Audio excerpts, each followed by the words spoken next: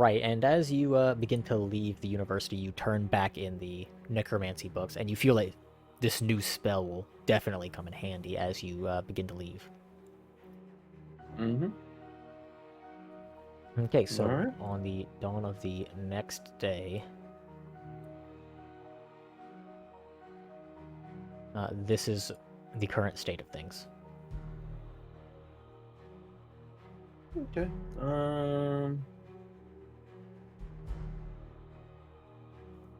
Cool. What I'm gonna go ahead and do is start heading out, and as I'm heading out, I'm just gonna ask people about this celebration where it's gonna be taking place in the city. And they say that it will start down this. So basically, it'll start in the top right, and it'll sort of follow in front of the palace before exiting the city. And it'll Exiting the city, which way? Towards the palace? towards the bottom. So basically, it's going to start like to the top right of the map, and then just follow the road to in front of the palace gates, and then it'll turn down before ending at the city gates to leave the city. I've also seen That's just like the parade sort of part of it. The whole day is a day of celebration, so the celebration will happen across the entire city, but that is sort of like a major event in it. Cool. Then I'll also ask the people around, like, I've seen this knight in like black armor. That seems like really cool. Where does he like? Is he gonna be at the celebration? Like, what does he normally do? And you see one man. It seems to be a beggar. This lizard man from Tribe 9. He says, "Oh, that ass. Yeah, I'm sure he'll be wandering the streets during the parade." Does he normally just wander the streets? Is he always a part of the parade? Well, he's not part of the parade. He'll just be attending. And then he gives you the idea that normally they would be around here, which is this building is sort of a military sort of quarter for the guards that sort of patrol the front entrance to the royal palace. So he'll probably be around this sort of area, like maybe here, somewhere around there, that corner. So he'll be at like where the parade bends. Interesting. All right, I'm gonna go talk to Odious. Sure. Odigos. I keep saying Odios. Odigos. And I'm gonna ask him to do me a favor. I'm gonna ask him to go back to Protos and see if he can fetch me the armor of the gentleman that we left there.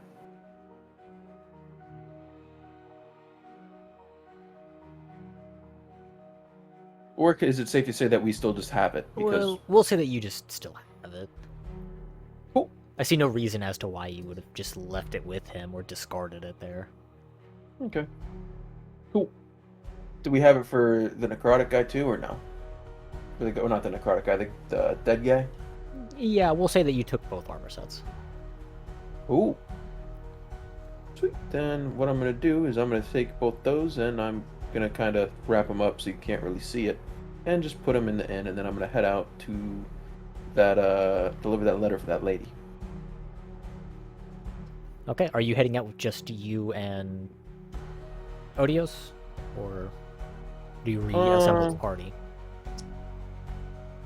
We can see if, like, Hista wants to come along to see, I guess, the village that we're going to. Okay, so you approach Hista, and you see that she seems very dejected. She says that she was rejected outright. For the Royal Knights? Yeah, she was rejected outright because of her tribe and having no discernible, like, merit.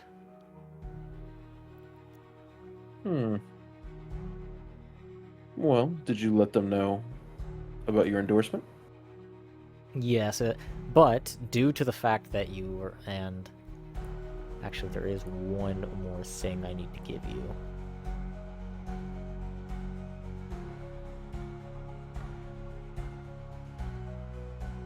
I believe this is it.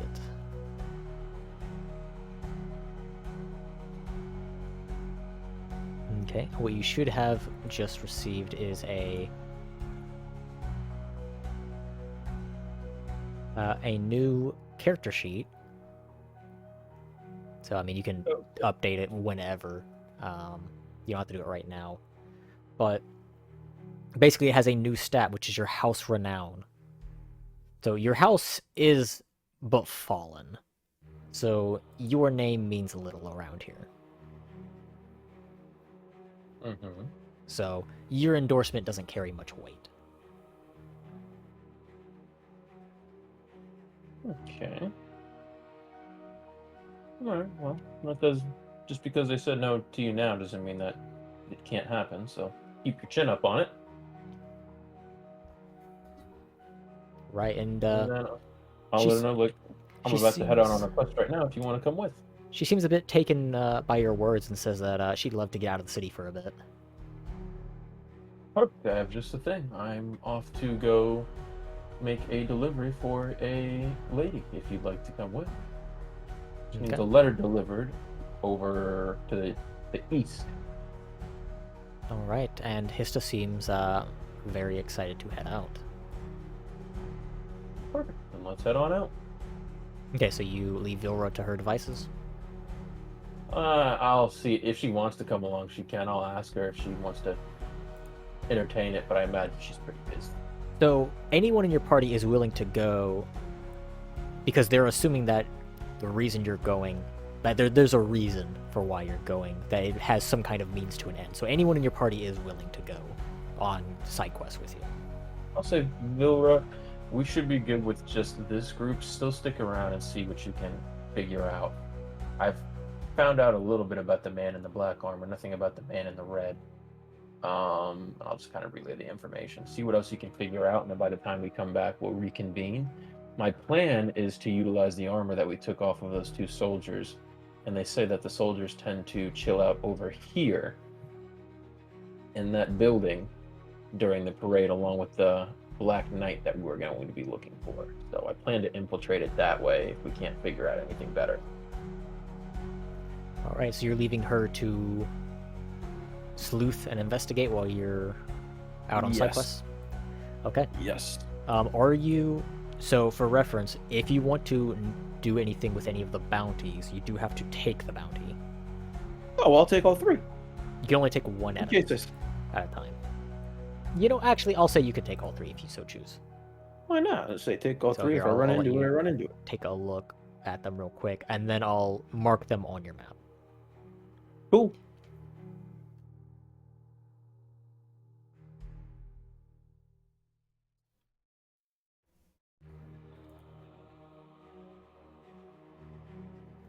Okay, so the first one that you can tell is this so-called Wraith Beast. This seems to be the one that you heard about from Protoss that was attacking it. It is a little bit southwest of Protoss. It is on the map now as a skull. Cool. The one that was on the left is a bandit leader who is in the forest just south of the capital.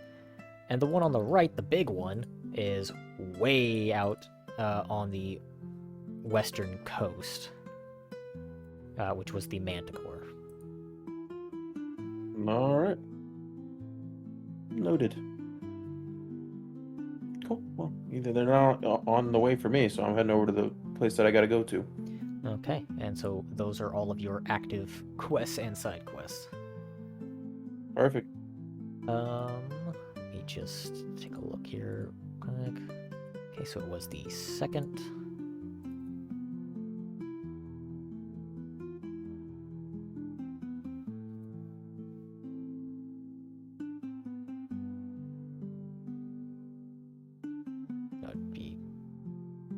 That'd be 7 days.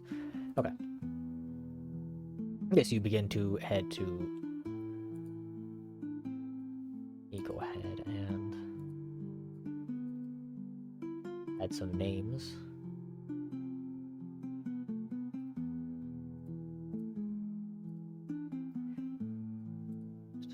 Okay. So map has been updated. Okay, so you begin heading to Monos? Yep. Okay, so you guys arrive at your first camp. What do you do during the night? Well, like during the sort of evening, whenever the camp is set. I'll just cheer up Easta because she's pretty down about it. So I'll just, I don't know, hey, you know what? Just because it's a no now doesn't mean it's always going to be a no. Just keep working hard, and then you'll be able to get in. Right, and oh yeah, and I forgot to mention this. 2 personal quests were also added. Obviously, there's no markers on the map for them because they're kind of all over the place. So first of all, restore your house's sort of glory. So right now, the rank of your house has fallen. Basically, no one even knows it. Except for very select people who it interacted with. Other than that, it's unknown. The other quest is to restore the armor that was taken from your village. Yeah. Okay, so yeah, you begin trying to, sort of reassure Hista that, if she works at it, she can bounce back from it, make a bigger sort of impression, and all that.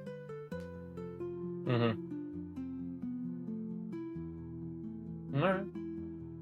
That's really all I was doing, just cheering up, and then we're going to fucking Monos. Okay. So the next day, you head, and it did seem like she appreciated the gesture. Ooh. Okay, so you arrive in Monos. There is no map since it is a pretty small town. So as you look around, you see that it's just a small fishing town. You see a lot of the members of the Philodoxia, the 4th tribe, the fish people. And it seems like a pretty remote village out in the mountains. There's not a whole lot here. You will be spending the night. But you can see that there is, small church. There's sort of your basic shops and that kind of stuff. So you could stock up on supplies or any of that kind of stuff, or maybe look for some better equipment. Yeah. Which the capital also has all that stuff. Just the pricing may vary a bit. Yeah, I'll see what they have as far as like weapons, anything better suited for decks. Okay, yeah, and you can see that they are selling some slightly improved daggers, which these enchanted daggers have a enchantment on them for +1 gem slot. So you can basically insert a gem into them to essentially power it up and make it stronger. So for instance, let's say you have all those lesser gems, you could insert a lesser gem into it, which would, because it's a non-elemental gem, it would just give it a static, like, +1 on the roll. But were you to get a more specialized gem, like a fire gem, then you could maybe get like a fire attack with it, or such. So they are selling, they say that right now they have 2 of these enchanted daggers in their possession.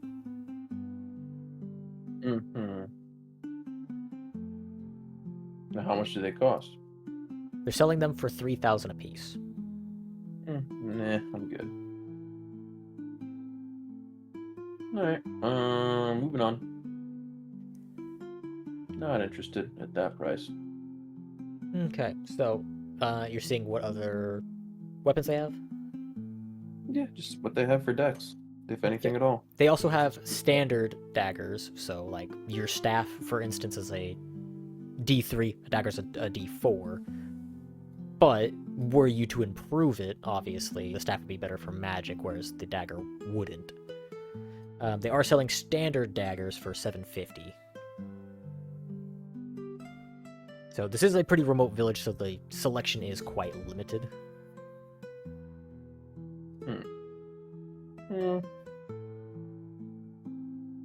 You know what? I'll pass. I'm just gonna deliver this letter. All right, so you begin asking around about this about this man, and you find him and deliver the letter to him. And that's it. You just deliver the letter. Perfect. Let's start heading back. Okay, so you spend the day there.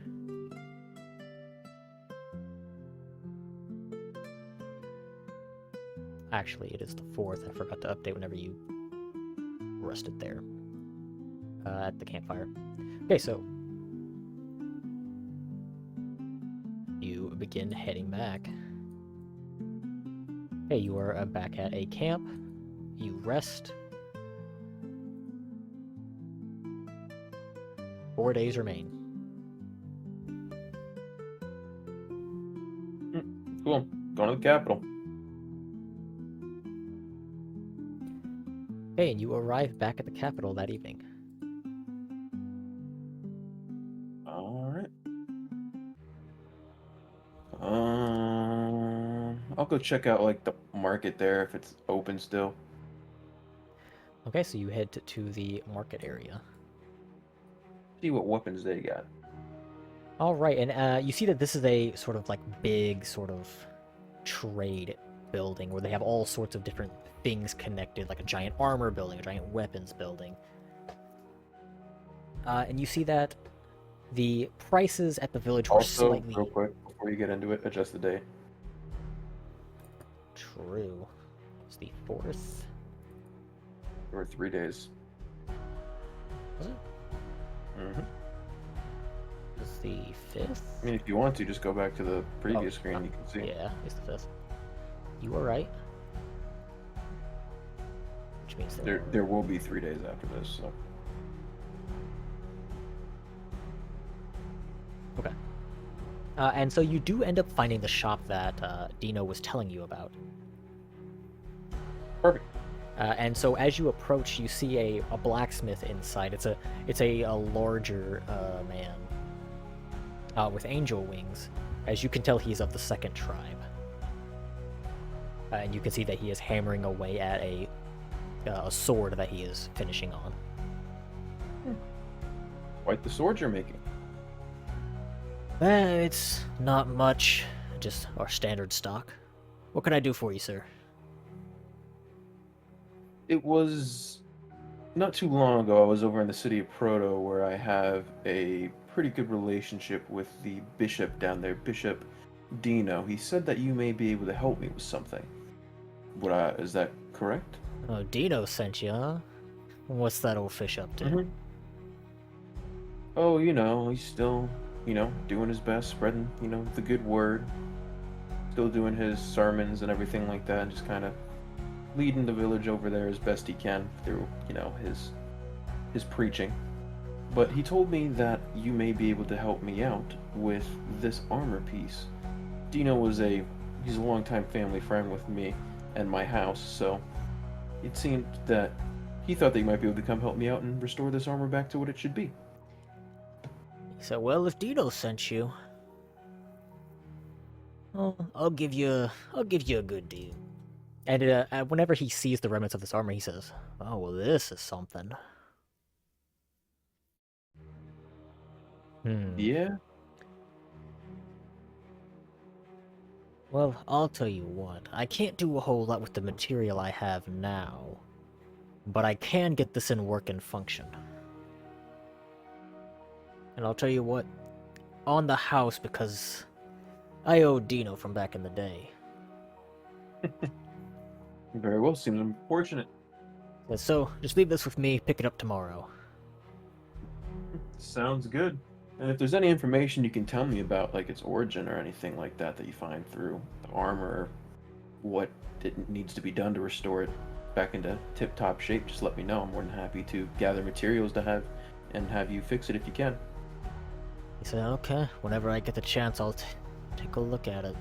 Definitely doesn't seem like the average piece I get in here. Well, I'm glad that I was able to bring you something interesting. Alright, and as you drop that off with him, you are able to sort of browse the rest of the stock, where you can see some other types of armor and weapons and such. Is there anything in particular you're looking for? Anything with dex. So the dex weapons that would be here, again, so most of the dex weapons are going to be more rare or light type weapons, just because the average weapon is going to be strength. Mm-hmm. So most of the weapons that you're going to find under dex would be like mostly daggers and like light swords and that sort of things. Yeah. So in that regard, again, they have similar thing. They have like the dagger, enchanted dagger. Although some of the ones they have here actually already have gems fitted in them. Whereas if you got one without, you'd have to fit it with one. Okay. What are the pricing looking like? So it looks like for the standard one, it was 3,000 back at the village. Here it's slightly more, 3,200. Those are the ones that come with the gemstone, though? That's just for the standard ones. The standard enchanted one without. With the gem, it varies based on which gem you want. So basically you would specify, I want this kind of gem, and they would fit it. And depending on the gem will sort of vary the price, since some gems are rarer than others. Okay.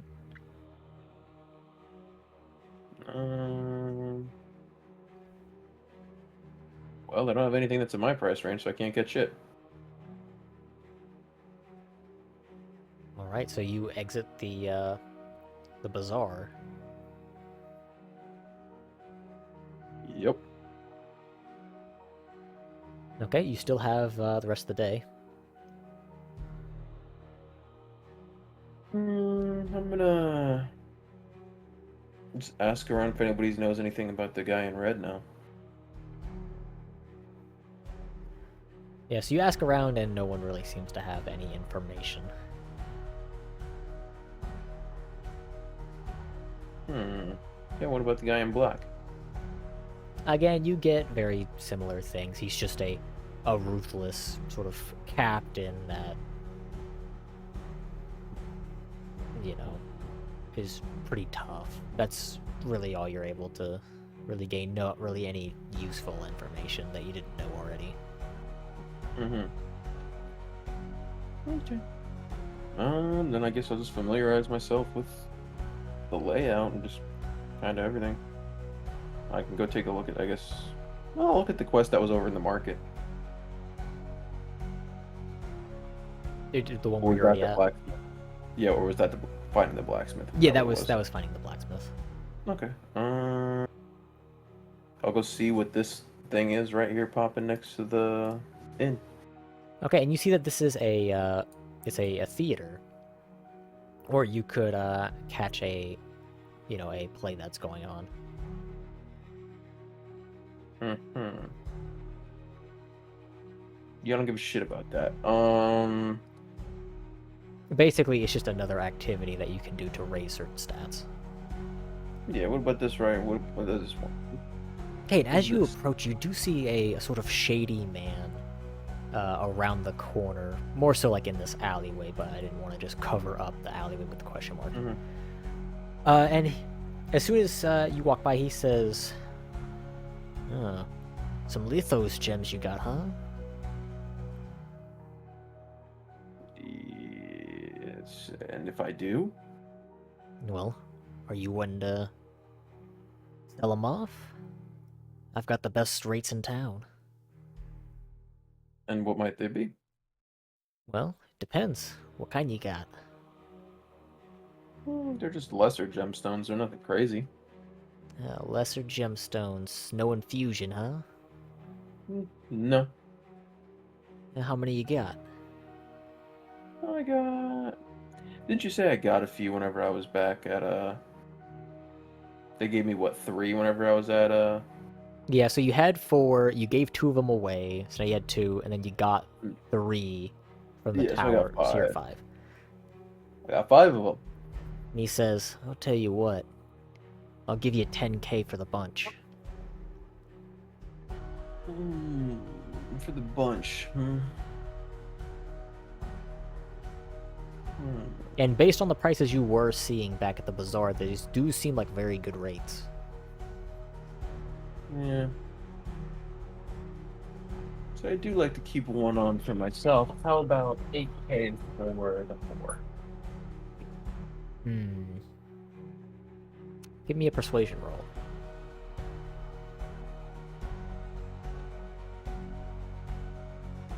Then. Okay, you barely pass. It was a 10 as the DC. And he says, "All right, we can make that work." As you hand over the gems, and he gives you a small pouch full of, well, the equivalent to 10,000 gold. Oh. So let me ask you something. So I'm going to leave the question mark there so you know where the sort of black market trader is. Yeah. I'm gonna ask, what do you do with them? Do you imbue them with something? Like, how come you're wanting them so badly? Let's just say I'm getting them for a collector of sorts. All right. Is it safe to say that I know he's doing like black market stuff? It's pretty easy to discern, yes. Like, so with your line of work, do you know anything about the knight in black that roams around here? Everybody seems to have seen him. They don't speak too fond of him, but they don't know anything about him. He said, "Well, for a valuable customer, if you would have just asked him, it would have been a roll, but because you've made a deal with him, he's willing to part with this information." And he says that this information's free this time. He says, "Well, one thing you might want to know if it seems like you're one to take him on head on. One thing you may want to know is that if you see his spear start glowing at the end, yeah, you best make way, because it's gonna be devastating." His spear. What does it do? Well, from what I've heard, it's infused with pretty heavy magic, but it doesn't hold much energy, so once he's used it, it's up. Interesting. All right. Thanks for the information. He said anything for a valuable customer. I'm sure that we'll meet again. We most definitely will. That's One last question before I do part. Okay. Nobody knows anything about this man. There's a man in a red cape who can be seen with the Black Knight every once in a while. Do you know anything of that? I know that's much harder information to come by, seemingly. Offhand, all I know is some rumors, but I know he's dangerous, and he seems to be going after a whole bunch of weird artifacts. Something about some kind of ritual. Interesting. But you didn't hear it from me as he begins shuffling through the alleyway. I certainly did not. All right. I will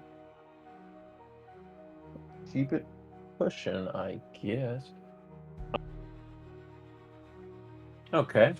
Okay, and then after your sort of investigation into this, you retire at the inn for the day. Ooh. Did Philora find anything? You haven't checked in with her. Well, I thought she'd be coming back to the inn. So that's what if she found anything, that's more what I'm asking. Okay, so as you leave the inn, your group sort of reconvenes. Well, your party, since obviously your driver's still outside. But you guys sort of reconvene, as Hista hasn't really been doing any investigation. She's kind of been doing her own stuff. So she's more of just listening. You reveal what you've learned about the patrol routes and all that kind of stuff, and Vilra says that apparently the man in red may not be accessible to you guys. Like, he may not be in an area where you can get to him. So this captain in black should be the target. Okay, fair enough. I found out some information about where he's going to be patrolling, so we can kind of devise a plan. What I think we can go ahead and do is we're going to use a decoy.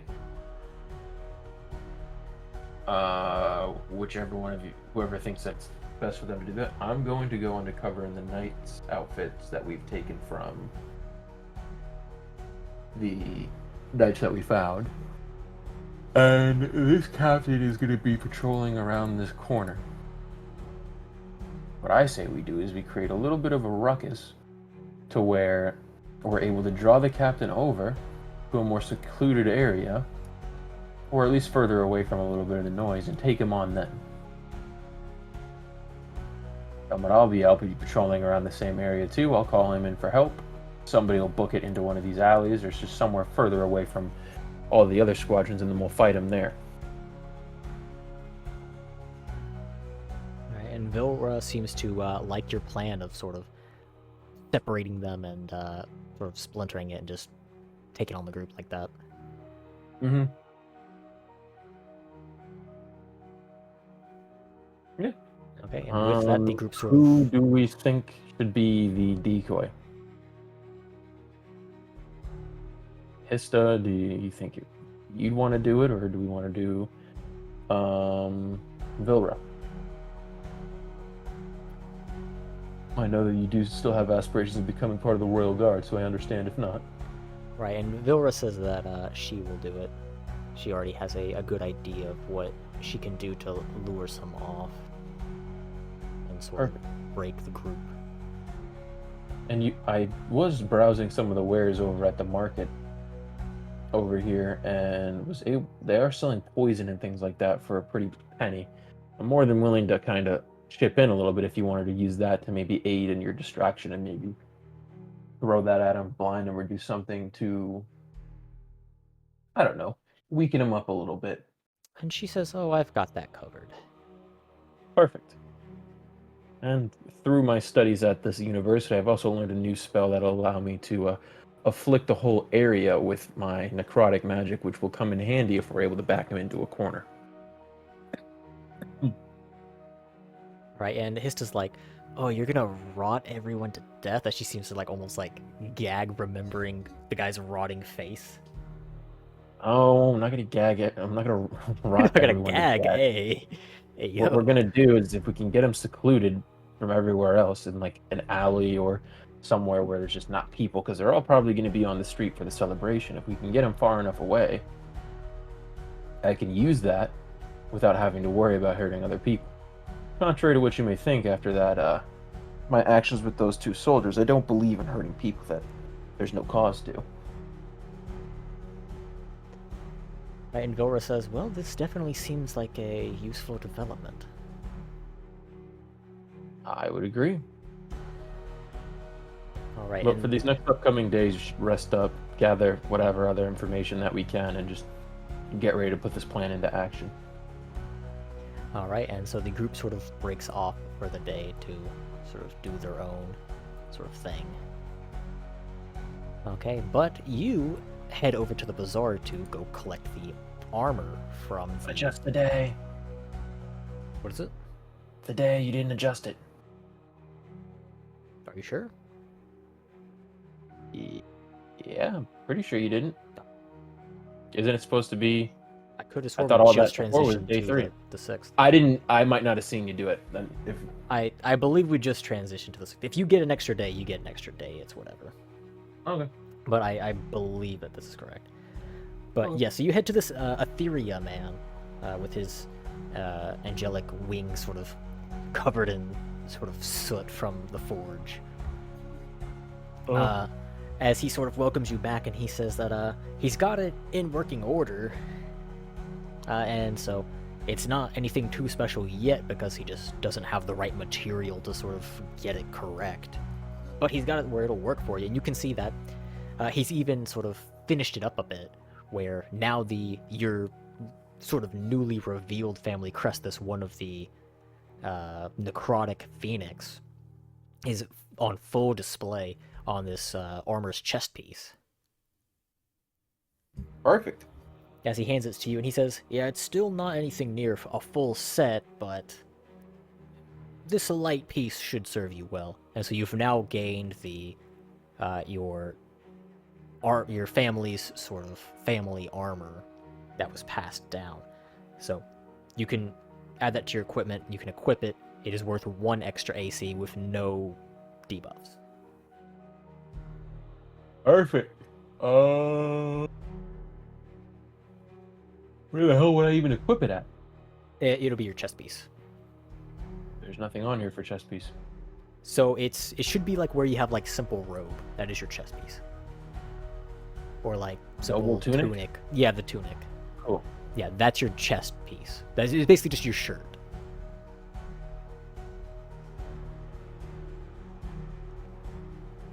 Cool. And the man says, "You know, I can't say I recall this noble family crest." Yeah, it's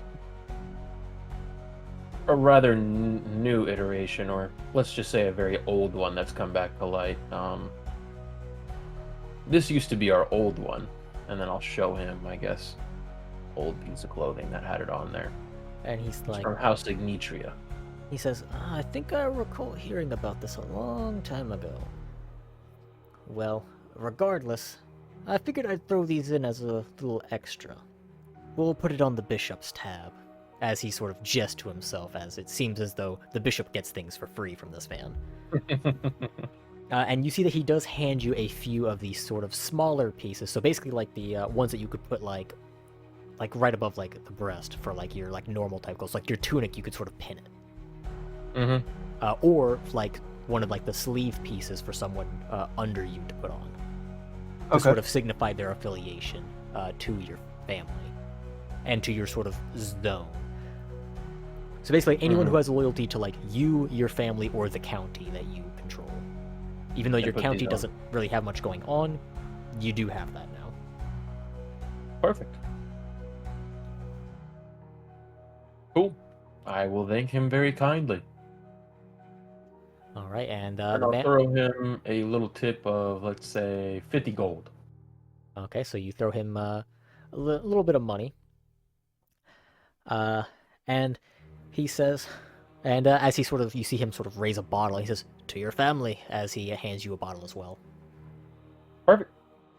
We'll cheers to that and take a swig. Okay, so you've now gained these crest insignias that you can now use to sort of pass out to anyone that you feel is deserving of sort of, not necessarily serving you, but having their sort of affiliation. So like Dimitri, right? He has a very close connection to the family, lots of loyalty and all that. So next time you see him, it might be a good idea to give him one. Yeah. And I'm going to say you have a non-specified amount of these. You can kind of just give these out as needed. Okay.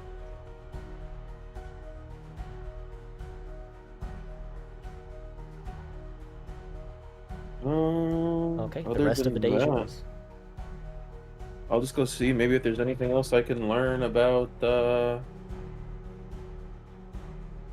my magic. Okay, so you head back to the university. And do you request the same book? Because they only have one necrotic book, as it is a very exceedingly rare book.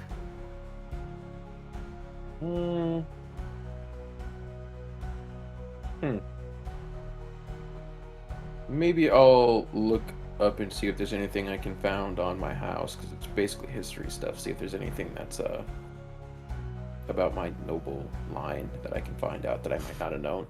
Okay, so you spend the day researching your house? Yeah. Alright, so you request a book on old family dynasties of noble houses and all that. And you begin researching. And what you do find out is that long, long ago, many, many generations back, your noble family actually was very influential around the capital before being given some kind of... They were given a very remote county that had basically nothing. It was just forest. And they just kind of vanished. Not that they just disappeared, but their influence just seemed to like plummet to like nothing. They, you know, obviously you know that that was because they were given this mission to hide the artifact. But to the history books, they were just seen as like they just disappeared. So something there's speculation, maybe they did something to anger the crown, maybe there was something more to it, maybe it was some kind of Mm-hmm. conspiracy, maybe it was all planned all along, maybe they had some kind of greater purpose. No one knows. But you do see that the current insignia you have on your chest piece is the original one for your family. Mm-hmm. Okay. And so, alongside learning that, you do feel as though you have learned quite a bit about your own history, and you feel your intelligence increase by 1. W.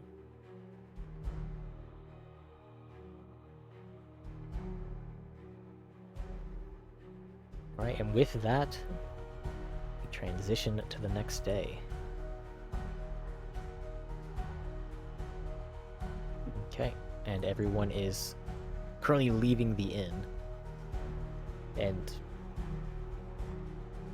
All right. it seems as though your companions have nothing new to report. It's a good idea if we go ahead and canvass the area that we want this to go down at and figure where we want to pull this guy into. Okay, so you're taking your companions to go survey the area. Yep.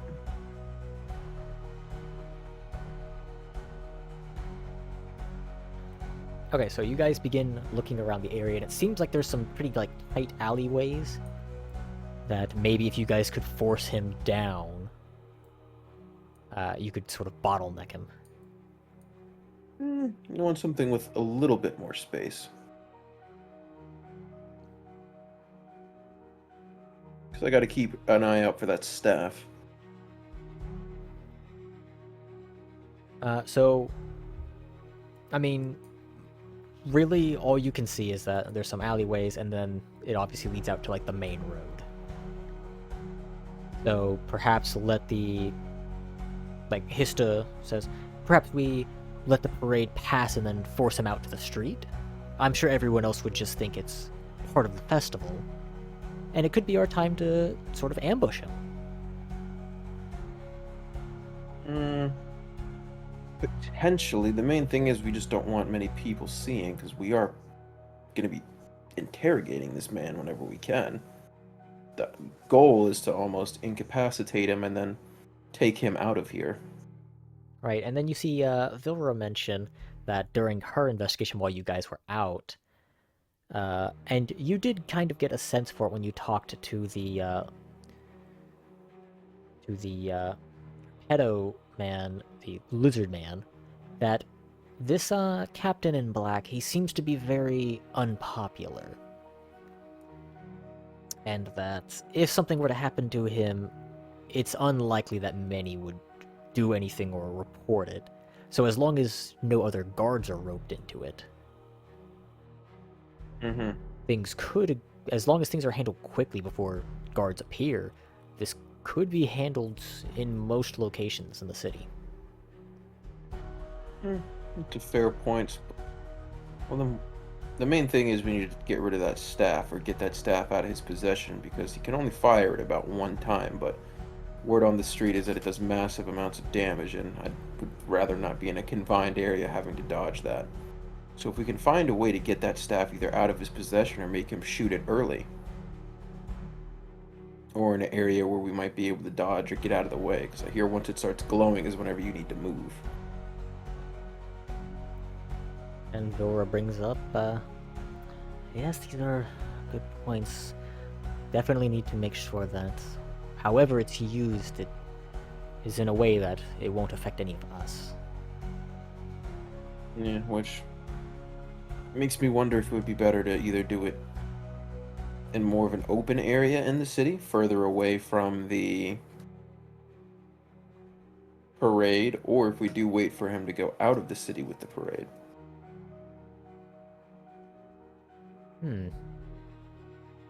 What do you guys think? Well, hitting him after the parade is over could work. Catch him on the road. That could be a good idea. I mean, it would definitely make it to where we'd be in a more open area and not have to worry about one, people getting in the way, and two, being confined to a specific area. Okay, so it seems as though your group has thrown out a few things on the table as potential ways to take on this encounter, but ultimately it is up to you to figure out which one is the course you guys will settle on. So the rest of the day is yours to do as you wish. Okay. 2 days left. I guess we'll just go watch a play. Kind of see what's going on there. See if I hear anything as the parade's looming closer about anything. All right, Just and kind of ask around. as you sit through the parade, you actually see that it's a parade about sort of noble life from like the commoner's perspective, about how high class and how fancy they are. You, as a noble from a more rural area, don't really get it about the whole pompous effects and sort of stoogey attitudes. But you do feel like you've kind of gained a bit of insight around how things sort of flow and you enjoy the show. And you do manage to pick up one charisma from this.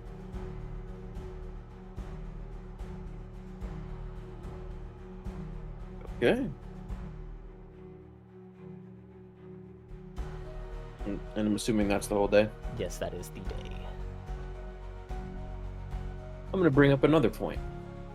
So I could potentially make a scene, because this celebration is about living the high life as a noble, and me being a noble myself of a fallen house as of the moment. It would stand to reason to almost crash the celebration and almost out the captain for what he's done. Yes, a show of force Nobility. would be a way to rally support to our side, despite us attacking the guard directly. We'd have the support of everyone, and then if we were to...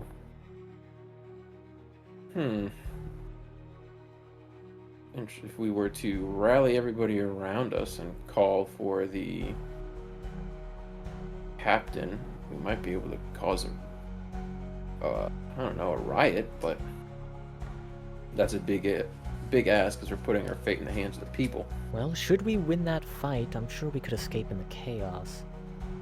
And one thing that might help us is the location.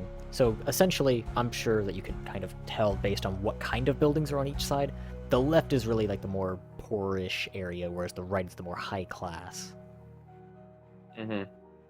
Since this will be happening mostly on the left side, Vora brings up that if you look at the composition of your team, yes, you are generally seen as pretty, like, upper class. She's seen as sort of middling. And the rest of your group is low class. So having such a diverse group could actually sway some of the people based on your actions that you choose to take. Especially if we're able to bring in Odigos in there, that would definitely be a huge help. I think that might actually be our best option. And then if we're able to take the captain hostage, we could question him and then find out more about our man in red. I think that's going to be the way that we go. And then Hista brings up an alternate strategy that is just another option to throw on the table of, well, we have a carriage, we have a noble, why not just join the parade? It'll give you the perfect opportunity, and depending on how you set up, you may be able to strike directly from the parade and use the confusion to slip out. People may think it's just part of the show.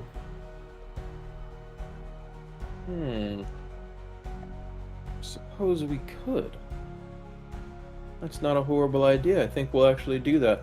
That would be the perfect element of surprise, and if it takes place on the left-hand side, we could almost mix the two. And during the show, talk about the fallen house.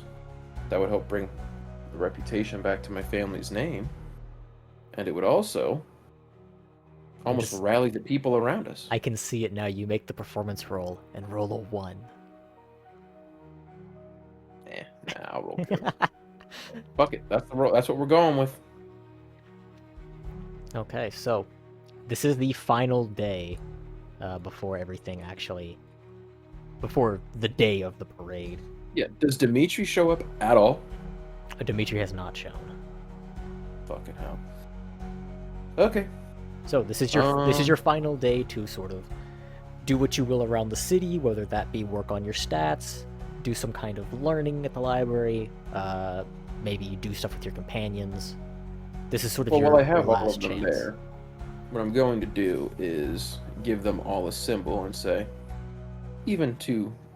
for this performance that I'm going to have to put this on. It'll show you as being part of my house, and I give this to you for the performance, yes, but I do deem you guys not as servants, but as friends of my family and my house. In case we do ever prosper, you should be recognized as someone to be held in high regard in this house for what you've done for me.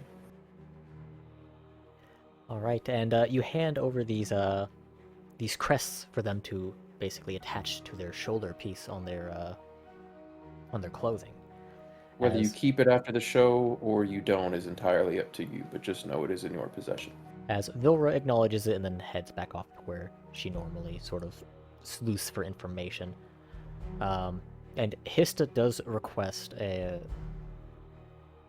sort of your time. Yeah, you sort of have like a special. It's basically like a special event if you choose to use your day there. So yeah, sure. It'll be a normal free time sort of companion event, but there'll be a more unique one because of events that have unfolded. Yeah, well, let's do it. Okay, so you after Vilra leaves, you see Hista sort of looking at the emblem, sort of with that awe from whenever you guys initially met and she saw your original symbol. Mm-hmm. And then she looks to you and says, "You know that this isn't handed out to just anyone, right?" Exactly. That's why I gave it to you. And she says, "I hope I can make this worth it." As you see, she attaches it to her shoulder piece. You're getting it because you already have. And then she says, "I know that your house hasn't much right now, but would you be looking for a knight?" Of course. And if you'd so be it, I'd love you to be one of them. Right, and as you sort of have this conversation, you do feel your Zehut abilities spark for a brief moment.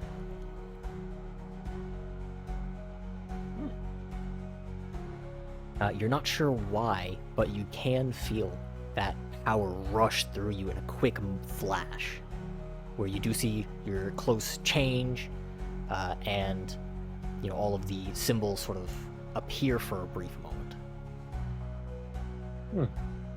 Perfect. Well, all right. Sweet. Okay, and so the day comes to a close, and the entire party assembles, including Otigos, as you guys sort of come to your official plan for what is going to happen tomorrow. I'm going to join the parade.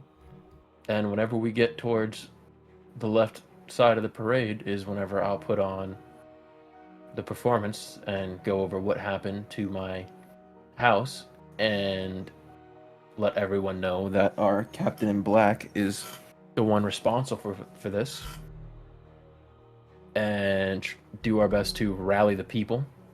And in the chaos is whenever we will take him on, and I'll act as part of the performance for that.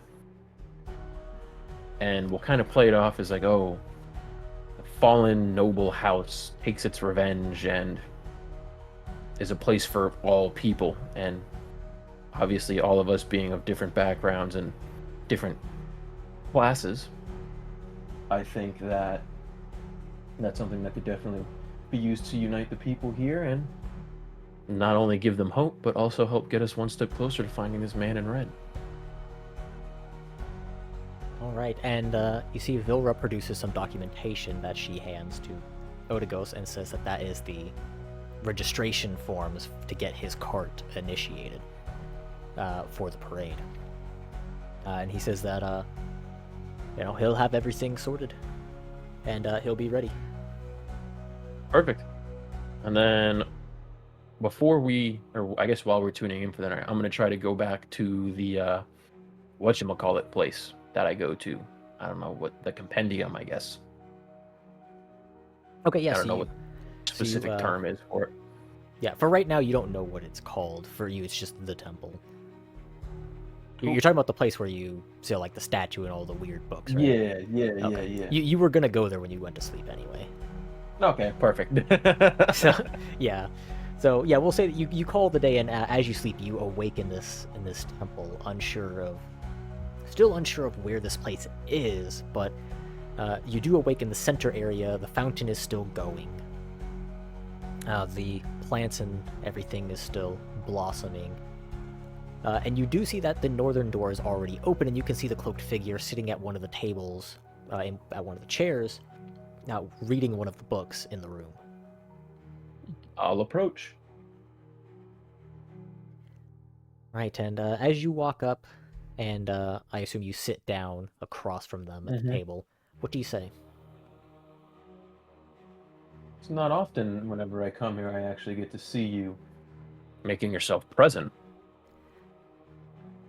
Oh, well, I try not to be too obvious with my choices. Well, you've made that abundantly clear. So, what do I owe this pleasure? I'm quite certain you know why I'm already here. Something tells me that you know everything that I'm doing outside of here. While I do see bits and pieces, I do find your choices very interesting. And why is that? I feel you're on the cusp of a breakthrough. Something greater. What it is I can't say, as even I don't know. But I feel something very interesting will happen soon. Yeah, well, I only hope. These books, I trust that you're able to read what's inside? Yes, I can. It's in a language foreign to me, or at least last I checked. I would But assume.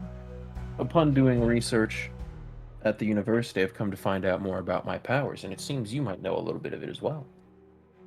And how would you figure that? Well, it seems that that statue reacts to my powers, at least a little bit.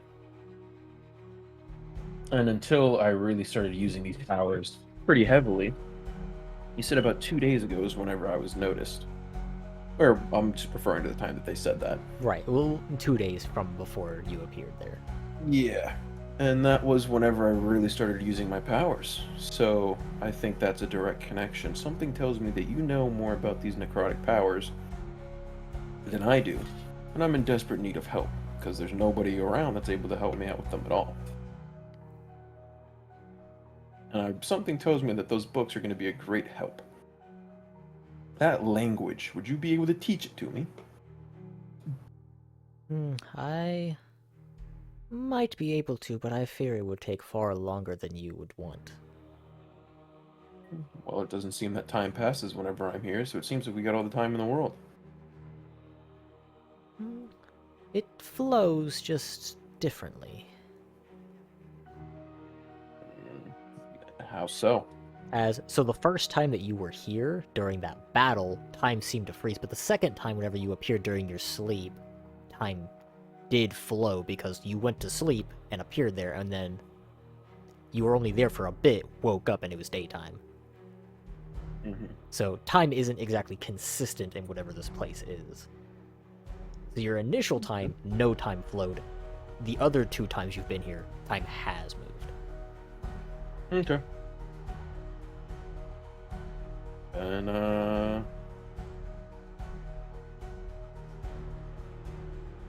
hmm. Let's say this statue. What's the point of it? Why is it here? Why does it have my face? The statue reacts as you develop your Zehut. So it's only in reaction to that specific spell. It acts as a beacon of your power. So the Soul Bullet is a Zehut ability, but the Zehut itself is its own sort of energy system. So sort of like how the gems provide magic, or your natural magic abilities exist. The Zehut is an entirely different form of magic altogether. Okay. So that's why you can cast any of your normal spells through the Zehut. They're just more powerful, because the Zehut is just a much stronger magic form.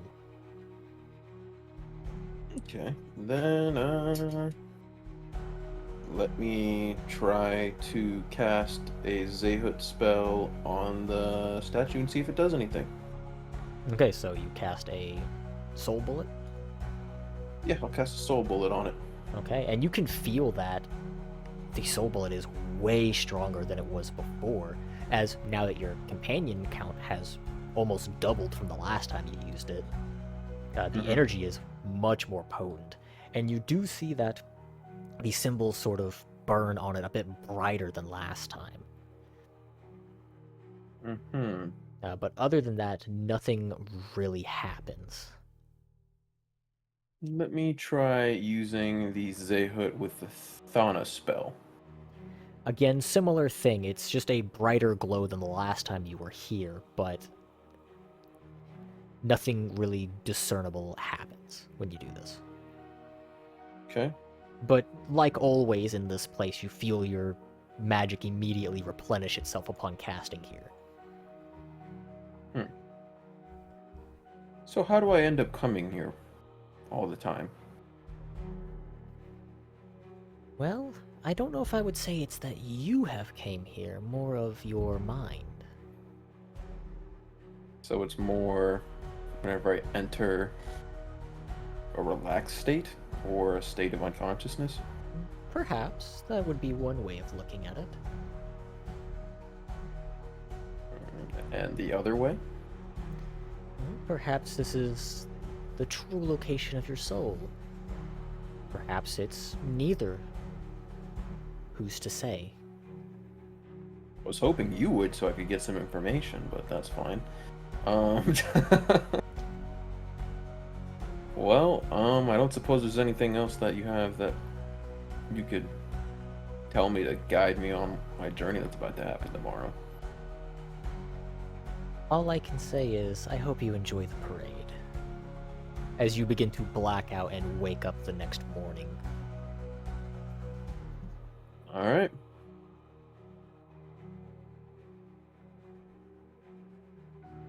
Okay, so the morning passes and you guys are sort of doing your preparations. Okay, so if you want to give any last details about your plan. Well, the goal is whenever we see the captain over here, we are going to, instead of following the main road, if we see the captain right here, we're going to venture off there as well. So the way that the parade will flow, and Otigos is telling you all this, so the way I've been directed to flow it is that we'll follow the main street and then we will stop in front of the palace gates. That is where the nobles will make their grand speeches and whatnot about what their house has done and all that. Well, whenever we're looping around after your speech, that might be the best time, because we'll be situated about here, as he points on the map. That might be the best time to strike, is whenever you're exiting your speech. Okay, so kind of in passing over here, we go over our speeches. Yeah, so basically you'll stop right here to give your speech, and then your cart will continue towards the actual main gate exit. So he's saying right after you guys start moving again after your speech, whenever you're about right here would probably be the best time for your ambush. Because it'll be Okay. so close to whenever your speech is over that you may still be able to play it off if things go wrong, as if, oh yeah, this is just part of my performance. This is all part of it. Okay. Now, with this ice sword, am I able to launch a projectile with it?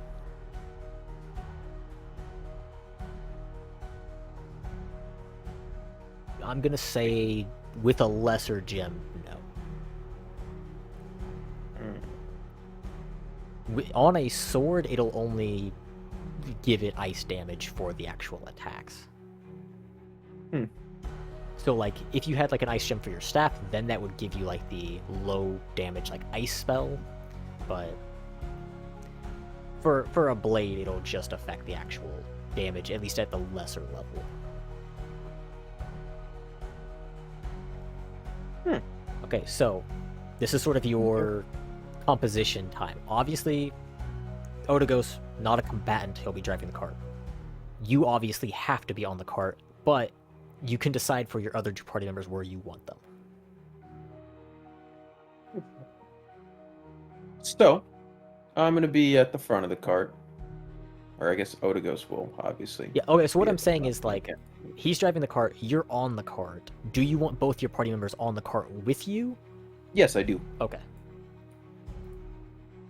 Because what the plan is whenever we get in front of here, I'll kind of say my speech or whatever, and then I'm going to hop off of the cart, because I'm going to call over the night over here, and talk about how he's been a huge help with my family. Are you talking about the captain? Yep, how he's been a huge help to the house. And as he does that, what I'm going to do is take out my sword, and I'm going to place it on his shoulders, if you will, and I'm going to try to freeze his, like, whenever you say just does ice damage, like, if I were to put it on there, can I, like, do something to, like, freeze his arm or no?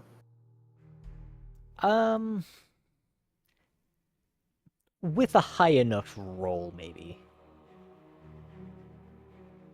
Then I'll just I'll put my hand on it and just fucking decay his armor off. Fuck him. Now, that's also assuming that he actually approaches, because, I mean, your crest is on display this whole time. The old one, not the new one. Or the new one is not the old one. Does he know about the old one? You don't Was know. that on the trinket? Well, I would know if it was anywhere displayed on the trinket. Or the box that it was in. So the Or box wherever they went has and got it. so the box has the fire and ice crest. You're not the actual item itself does have basically the inner sides of the box does have the original one, but you are unsure if this guy has seen it or not, because he may have just got the box and passed it off to the man in red. Gamble I'm willing to take. Okay, well yeah, I'm just gonna put my arm on his shoulder, and then I'm going to decay the fucking shit out of all of his armor. Okay, so you guys are all set for the parade to begin? Yeah. Okay, and so as it begins, a bunch of nobles begin passing. Also changed the day, it's still the 8th. Thank you for reminding me. And then we can just get rid of the deadline, since there is no deadline now. Okay, and so you see a lot of nobles, they begin doing as they may, some giving their speeches, a lot of it's boring dribble to you. But eventually it is your time, as the party and the carriage move up into position for you to begin your speech. You're gonna make me give it to, aren't you? I mean, Okay. you don't have to give a full speech, you can just say as much as you want. I'm going to say I come from a house that might not be known to all of you, and it's certainly a shame because much unlike my fellow noblemen, my house is a place for everyone. As you can see, we have people of all tribes, and they're all deemed in high regard and treated just like they would be if they were a part of my tribe or any other tribe. They should be treated as a as a person. Someone that should be viewed as in the same regard as anyone else on equal footing. And in this place that I call home, it's something of let me just think of how I'm really just kind of fucking riffing off this shit. It's like the goddamn Christmas episode all over again. In my house, it's something of a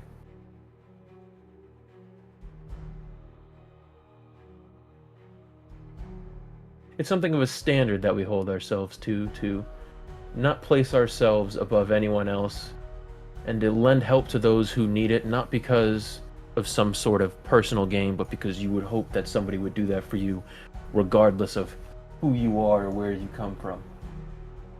My most trusted adversaries are proof of that. What my house stands for is treating others the way that they should be treated and as a person.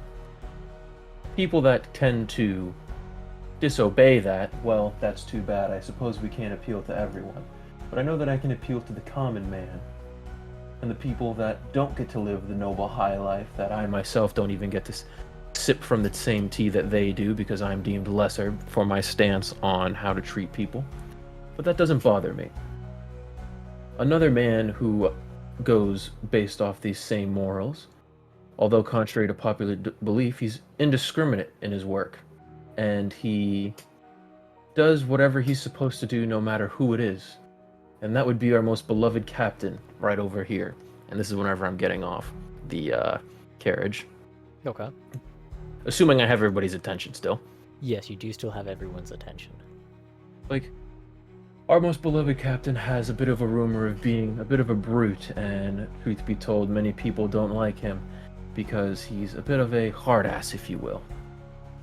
But like I said, he's the most indiscriminate man that I know.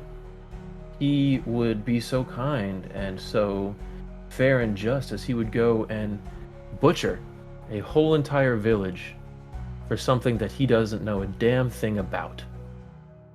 And as I'm saying this, this is whenever I would put my hand on his shoulder.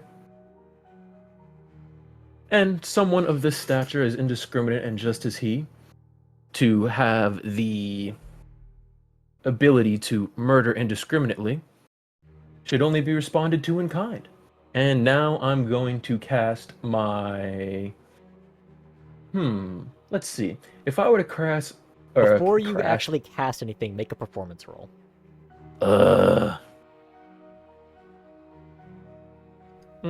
You will still get the opportunity to cast regardless. Fuck! Okay.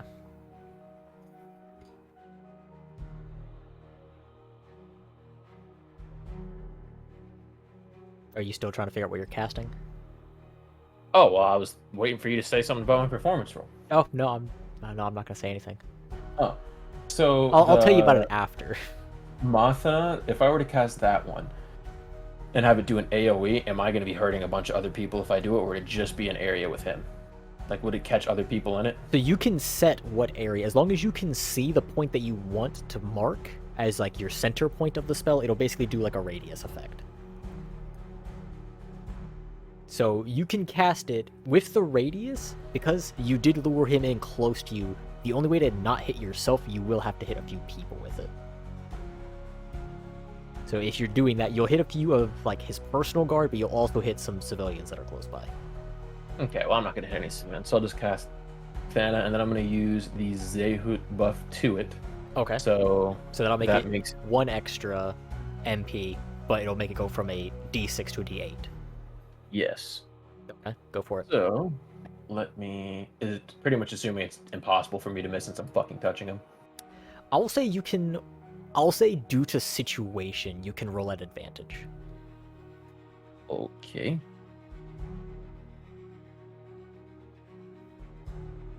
And then, am I able to have Hista give the whatchamacallit buff to me?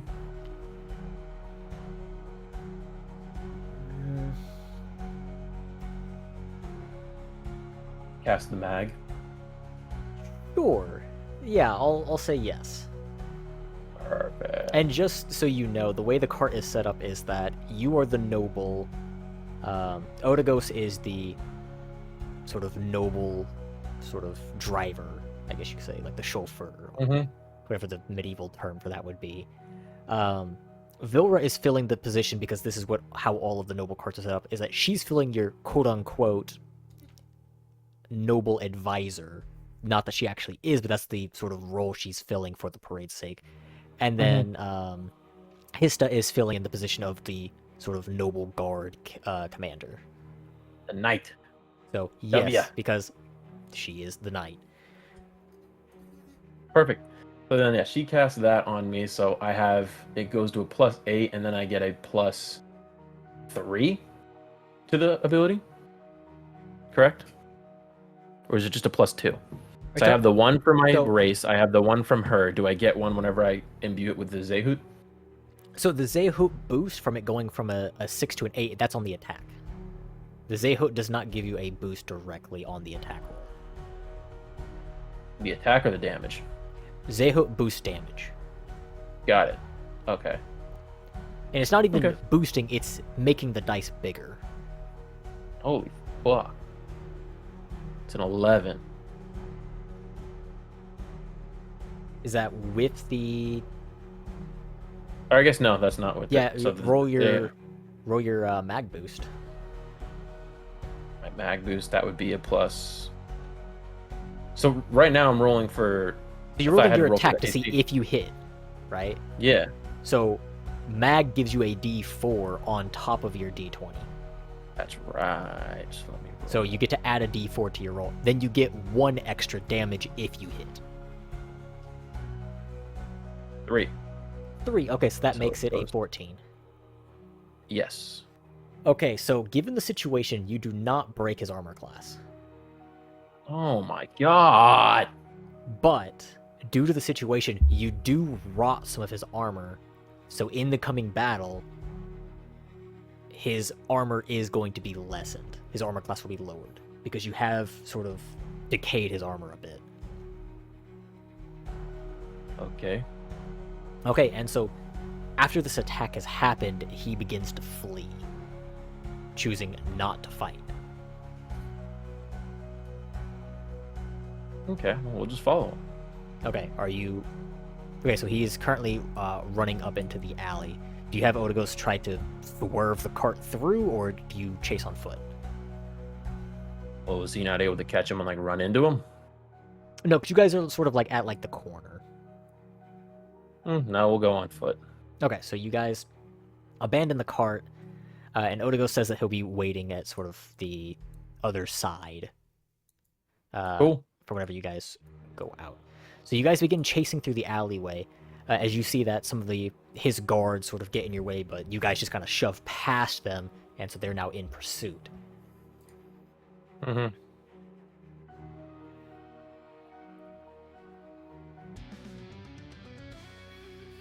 Okay, so as you guys exit through that alleyway back out into the main street, you see that he's heading towards this carriage to make his escape.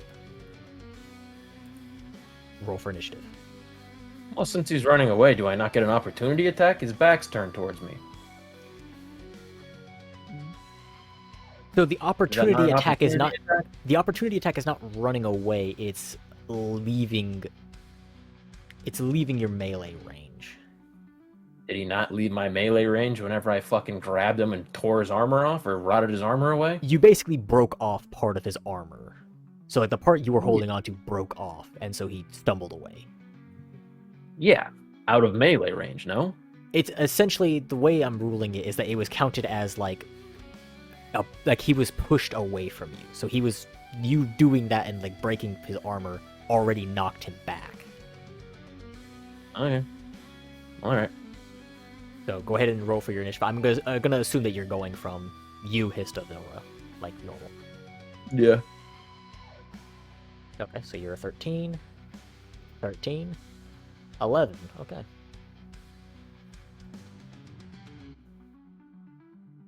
Okay. Are they as a group or no? That was just for him. Okay. Okay, that is right guards, I always go right to left, excluding bosses since they're treated differently. That's kind of like okay. So basically, it's his The guards, 2 guards. then your and then team, us. then he goes last. Okay. Okay, so this guy's going to run up and try to get an attack off on you with his spear. He's going to try stabbing you, but he misses. Then this guy is going to take a step forward, not quite get into like melee-esque range, and he's going to cast a spell as you see him start to spark up the end of his staff with lightning and shoot a bit of lightning at you. And it lands a crit. I fucking hate you. So he does 4 damage. Jeez. See, you were acting like that was going to be bad. I don't care. Jesus fucking Christ. Well, So to get knowing to that him, because of there's not enough room to like he's trying to squeeze run past, away, no? you will have to punch through these guys. He's trying to run away, no? Yes, he is trying to flee. His personal guard is not. Cool, I'm gonna cast my Mathana on those horses. Okay, sure. Do I need to do an AC for the horses? Yes, but it'll be pretty low. Well, actually, it's an AOE. You don't do AOE for attack rolls, or attack rolls aren't a thing on AOEs. AOEs just hit because you're hitting an area, not a specific target. So you don't need to aim at something. Cool.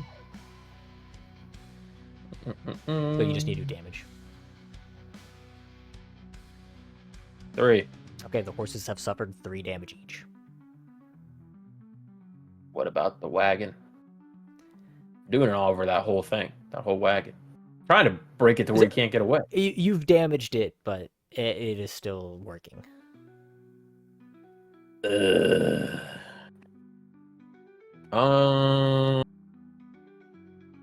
Hista, I guess, will come up and I'll say that you can squeeze over just enough for there to be enough room for someone else to come up.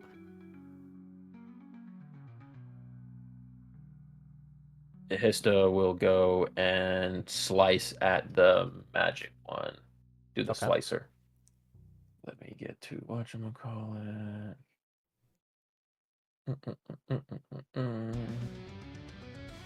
Ooh. I don't think she doesn't get a +1 to her attack stuff, no? So you're doing Slicer? Yeah. Slicer is her normal her normal dagger attack, which is a D4 plus Dex. And then you add an additional D3 to that damage. So basically, roll to hit first. That's what I'm saying for the attack. It does, yeah. The Slicer does not gain any additions on the attack roll. Cool. So it is just 20 plus Dex. So 20 plus her Dex would be a 17. Yeah, you hit. Okay. 1, 4 plus 1 plus D 1D 3. Cool. Okay. 4.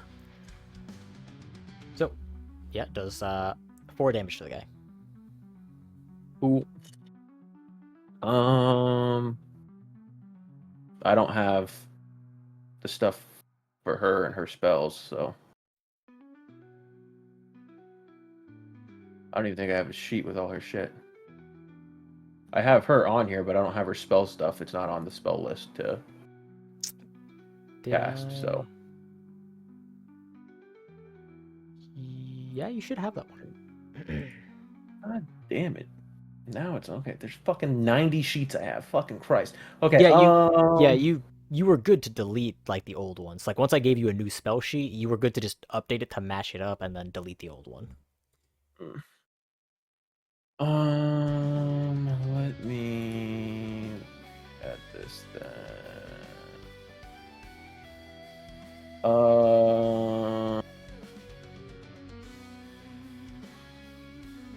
going to cast Dark. Or not Dark, Skya. Sure. And that is 4 magic points. Be at 8 whenever she casts it if it hits. Probably doesn't hit shit. Does not hit. Okay, well, then we don't have shit else we can do. Okay.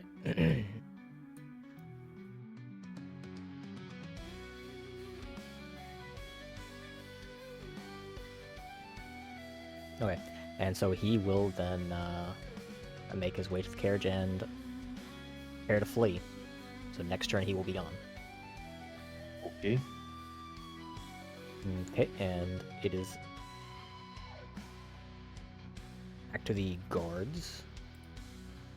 So we'll start with the melee guard who will be attacking you. For a critical. Unfucking believable, dude. This is retarded. Jesus Christ. How do they keep getting 20s? They can't keep getting away with this. Okay, so take 10 damage. I'm dead. Well, you're down. Okay, well, how the hell does this shit work? It's never happened yet. So, essentially, the way I'm planning on doing it is that you'll roll a d20. If it's 9 or lower, that's a mark on death. If it's 10 or higher, it's a save. You need 3 of one for it to be locked in, but obviously you have teammates who can res you. So I have to roll 3 times? No, you do that. You do one every turn. So basically, you can't die for at least 3 turns. So your teammates have at least 3 turns to save you. So once it's your turn, you'll make a roll. And I have to roll a 10 or higher.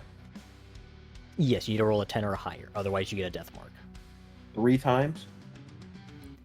Okay, on your turn, On one of those 3 rolls, I have to get over than a 10. Oh, look. So on your turn, you'll make a d20 roll. If you get 9 or lower, you get 1 death tally.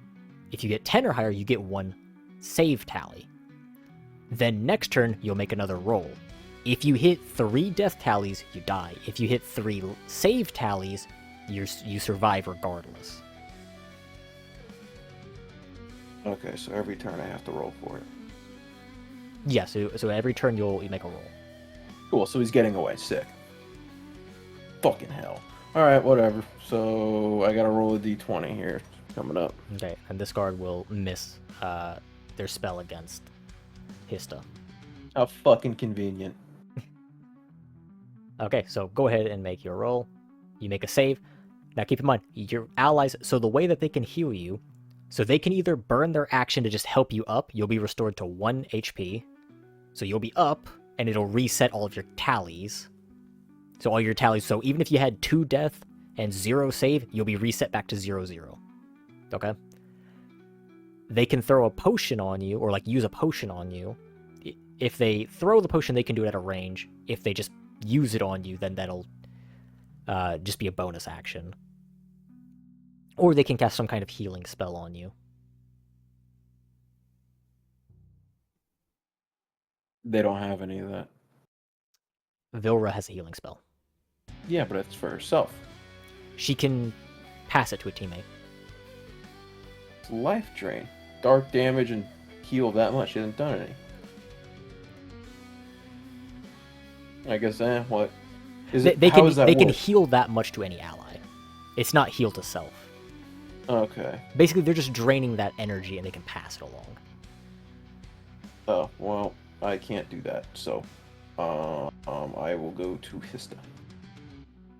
And just do another... We'll just use the dagger and try to kill the person in front of them. Okay, now keep in mind, you do still have a healing potion.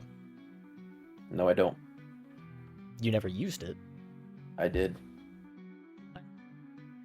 Way early on. I had to because I was at like 3 HP in a fight. I don't ever recall that. I could have sworn I did. If you say you used it, you used it. pretty sure I don't. did. I don't recall you using it, but maybe you did. Because I took it out of my equipment. I'm assuming I did. I mean, maybe you did then. Hmm. But they can still use help on you, which is free. No, yeah, It just yeah. costs an action. I don't have time to spare because the guy's getting away. So Hista's missed, so it's now her turn. She's got to cast Gaia. She can still bonus action. Yeah, but the bonus action isn't. You can't use a spell as a bonus action, I thought. I'm talking about Hista. Oh, well, I don't She- think she- any of her bonus actions. So she can still bonus action use her secondary, which is claws. Slicer can still apply to that, since that's just an additive spell. It's not casting us like an attack; it's adding to an attack. So Oh, you can well still then- cast Slicer onto her secondary. Then we'll just. I'm not going to use Slicer because I want to save the MP, but we're Okay. gonna just for the claws. It doesn't matter anyway. Cool. And we'll go to this other chick. She doesn't hit, so we can't. The guy's gone. God fucking damn it! Did she already miss? She got a 9. She was going to attack the carriage, but Oh, I okay. guess she could hit the carriage. I don't know what the carriage AC is, but Oh, she's targeting the carriage? well, yeah, because we're trying to make it to where the dude can't get away on the carriage. Okay, yeah, so she uses it. She does damage the carriage. Well, no, she didn't spin it. Yes, that was the AC. It's not an area of effect that she's using. So I'm trying to use the Yeah, spell I'm saying a Skylar. 9. That's what I'm saying. A 9 hits the carriage. Oh, okay. That's what I'm saying. Then She I- hits the carriage. Okay, bet. Yeah. So you can roll for damage now. Ooh. I'm assuming that because it was ranged, it was Skia. Yeah, it has Yep. to be. She doesn't have anything else that'll Uh, work. Max damage, and it does seem to break down the carriage where it doesn't seem like it can get away easily. My God. Let me- Okay. Well, it ain't our turn anymore. Okay, so it is able to move slightly. It doesn't get away, but you do see that right as it tries in its broken state to slowly get away, Otigos comes up and just cuts it off where it can no longer move. So basically, he just blocks the path. W. Otigos. So the Black Knight has to hop off, and seeing that escape is unlikely as now a sort of crowd is beginning to form because of the speech, he basically has no way of getting out now. So he basically has to deal with you. Okay. Okay, and that is his turn. Oh my God. It's their turn. The knights or the other dudes, yeah. Yep, so first will be Melee Knight. Will miss. Now Next he would be fucking misses. Magic Knight casting another Lightning Bolt at Hista. Does a 12 hit.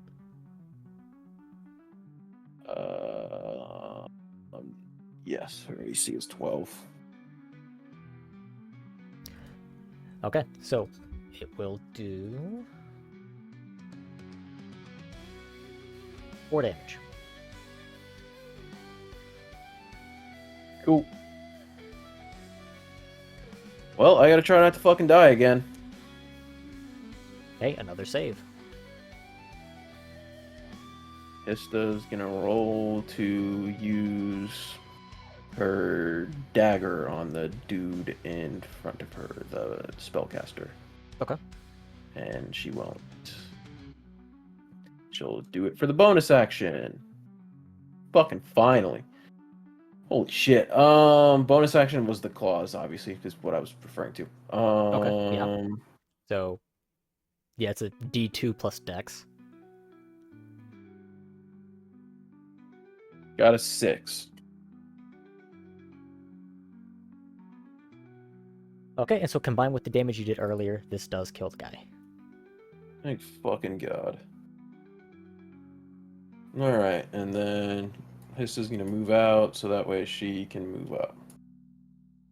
And then she is gonna...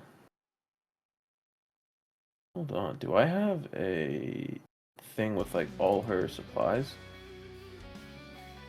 I know she has the rapier, right? Yeah, she has the rapier. Okay. That I don't think there's a sheet that you gave me for her like I can name and equipment and all that stuff. If you just want to tell me what her thing is for the rapier, just so I know how to do it. It's just, She's just gonna do that for the attack, it'll just be Dex, and then Is the it damage is a D6 plus Dex. D6 plus Dex. Okay, cool. I just DM'd you her equipment log. Okay, cool. I don't think she has anything particular on her that would be important. 14. Does that hit? 14 does hit, yes. I think it's still 12, right? Even them?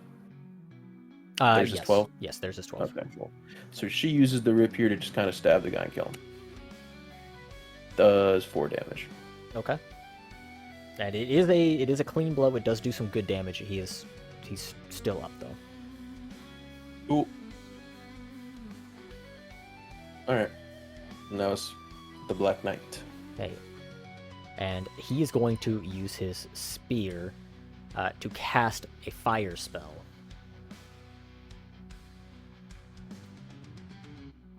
Okay, 14, that it does hit Hista.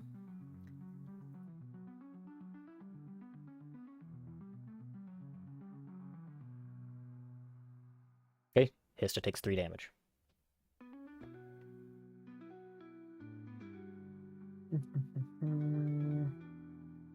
Okay. I gotta do another death roll whenever it's my turn. Next is the Standard Knight. It should be an 11. Does that... Either way, it doesn't hit either of those two. Okay. Okay, cool. Death roll. Fuck. Okay, you have 1 death tally. Trying to keep this guy alive so I can fucking take his health. So I guess Hista will try to cast Slicer and miss. Wow, we got it. Okay, holy shit. Let's see. What the fuck was Slicer? It was a D3. That costs 3 MP. That puts you at 9. That's plus Dex, so plus 1. 3 plus 1. I got a 2. That's gonna do fucking nothing against him. Then I'll cast a bonus. That the was... Slicer. On the Dark Knight, the guy right in front of Hista. That was using Slicer, or that was just an attack? That was using Slicer. Okay, Slicer, it adds on to your normal attack. So that's so that's 1d4 for the dagger, plus 1 dex, plus Slicer. Slicer gets added. So you can roll a d4 and add your 2 to it. Okay, so d4 plus 2? Yeah. Because you rolled a 2 for your extras. Okay, so 3. 3 anyway. That's fucking nothing. Okay, we'll try the bonus minimum attack. damage is crazy. I don't even know if that hits. Against the Black Knight, that does hit. Yep. He does have reduced AC because you rotted the armor. So his AC was normally 16, now it is lower. Cool. With the claws, she does more damage with the fucking claws than her goddamn Well, it does the same. Oh, yeah, that's true. 3. Okay. Next, the Black Knight will take a swing at her with a 14. That hits. I don't know. Yeah. Okay. 6 damage. I don't even know what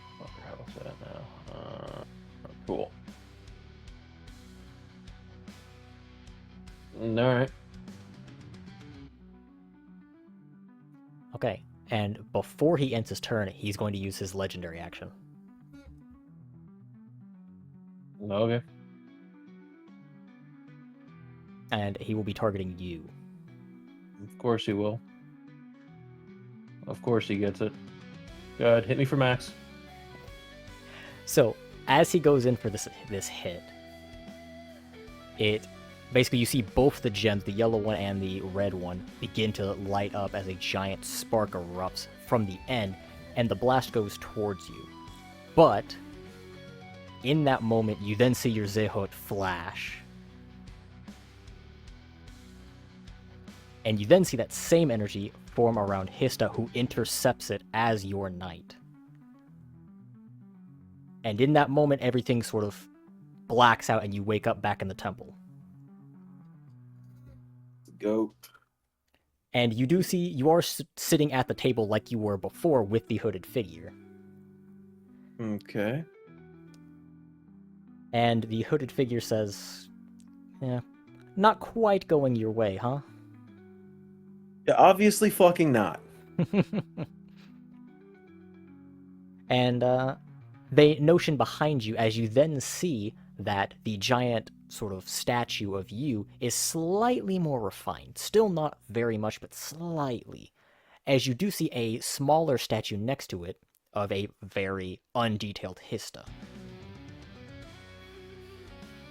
Okay. And the person says, well, it seems as though these powers have spread. The followers among you seem to be capable as well.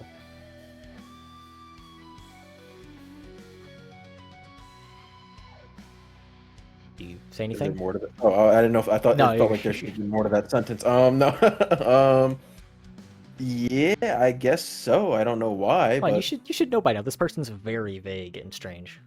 well, it was the tone of your voice that made it seem like there were a few more words to the sentence, so that's why I was waiting. But yeah, I don't know why, but I guess so. And the person encourages you to flesh out your bonds and have these powers continue to develop, as this is the first time they've seen this happen. Normally, it's Okey-doke. just the main statue. They've never seen additional ones appear around the person. Fair enough. W-mans, I guess I am. But this person does say that it seems like you have something pressing going on that you should return to. As Yeah, you then, I would agree. as you then fade back to what was actually happening, Hista has awakened their own Zehut. So you have the fallen noble. Hista has awakened the peasant knight. Okay.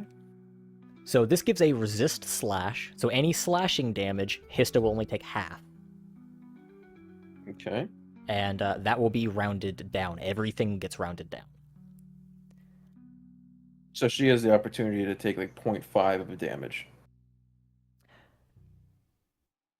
Or if she got a 1, it would just round down. No, to so I'm 0. saying, like, let's say that they took 3 damage. You take half of that. Well, we're not doing decimals, so that'll just round down to 1 damage. Okay, and if it was a 1, she would just take 0. If it's a 1, it'll just remain a 1. Okay. So, Alright. so resist slash weak to lightning, so we'll take double lightning damage. Okay. Similar to like whenever you had your awakening, she gets a free use of one of her abilities. She has 2. The one that is free right now is Knight's Duty, which is plus 1 AC to the entire party. So all 3 of you will get 1 extra AC. And we'll pick a target, and that does not stack. If you cast it multiple times, it only applies once. Okay.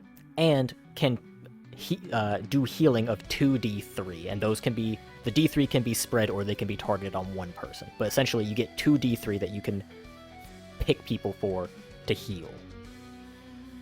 Okay. Well, I get to use the free use right now. You get a free use of that, yes.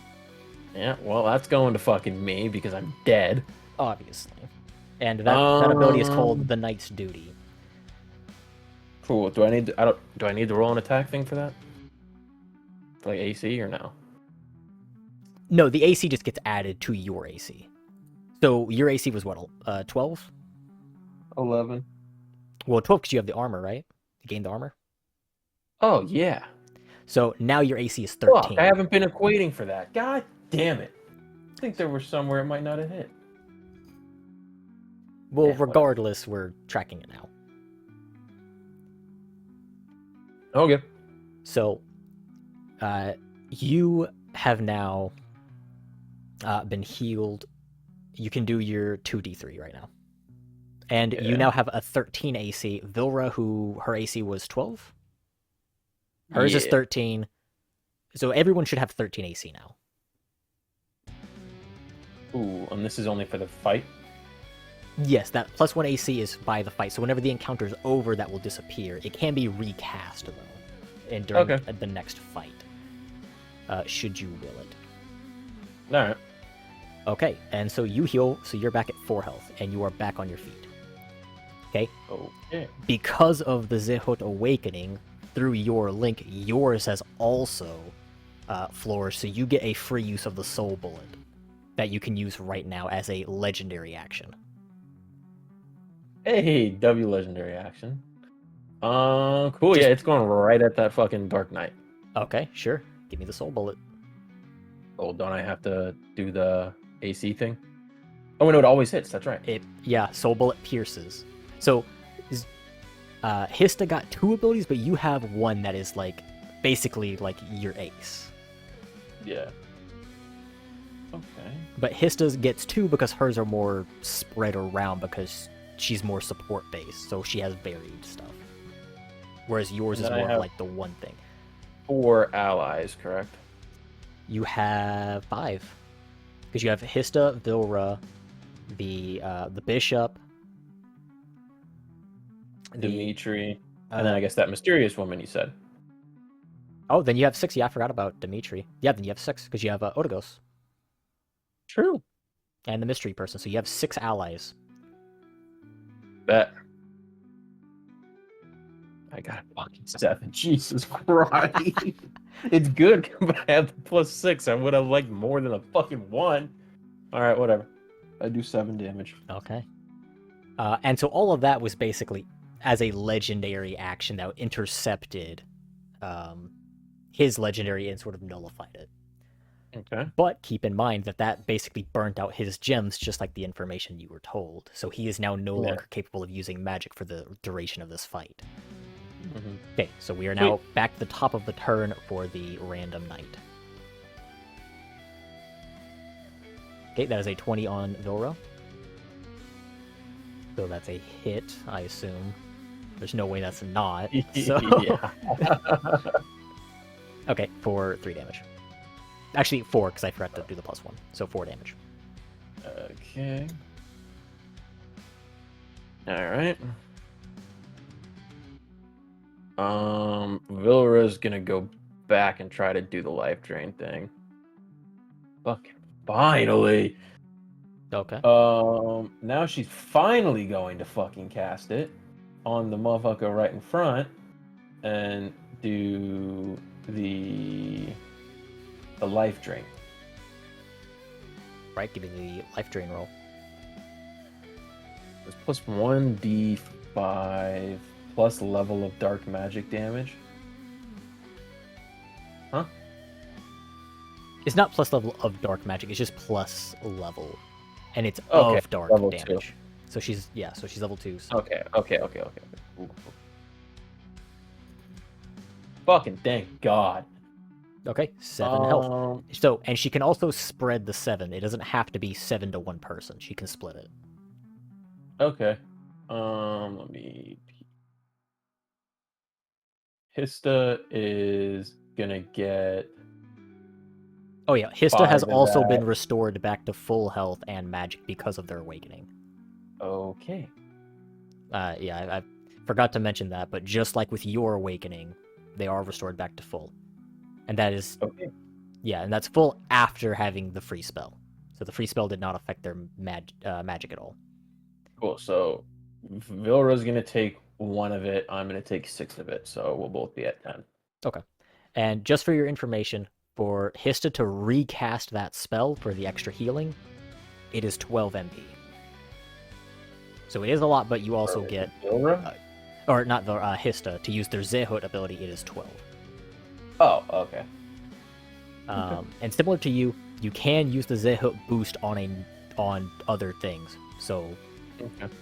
like if you use it on like Mag, it'll increase the boost given. Or if you use it on Slicer, it'll increase the boost. And then, did that kill the knight right in front of us? The 7? Yes, it did. Ooh. We are moving on up then. What I'm going to do... Actually, no, it's the knight's turn, no? Or is it mine? Yeah, it's the knight. Yes, it is the knight. Wait, did you? Did you go? I don't think you did. I did the soul bullet. Or I guess that was just one free. That was a legendary... Yeah, no, I haven't... Yeah, that we was haven't not gone your. yet. That was not your action. That was a legendary action on the knight's turn. No, okay, yeah, so me and Hista haven't gone yet. Yeah, because legendary actions can happen whenever. They don't have... Basically, you used it as a reaction. Okay.